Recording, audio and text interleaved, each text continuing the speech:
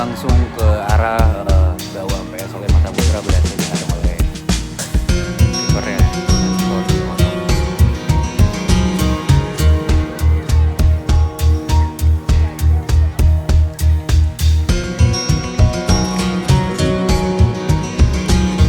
Putra FC belum beruntung dengan skor 0, sedangkan PS oleh Mata Putra dengan performa terbaik dari tim bisa menguangkan 3 gol kepada tim tersebut.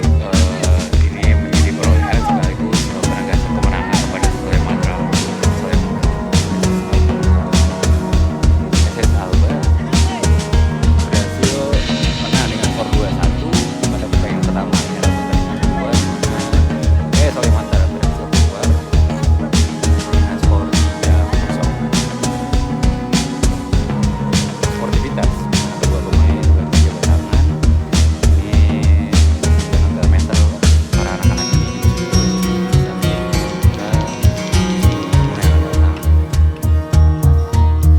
para pelatih juga bersalaman menjaga silaturahmi. Nah, walaupun Sumatera berhasil keluar Putra juga harus mengambil karena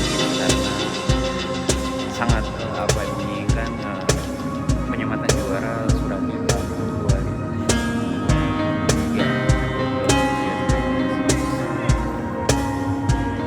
Nah, ini juga terlihat para pemain Surabaya Putra diberi nasihat meski kalah, tapi mereka harus pelajaran agar nanti dengan mudah agar bisa menang dan lagi juara pada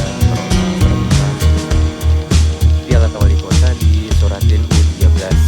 Terima kasih sudah nonton. Jangan lupa like, subscribe, dan share ya.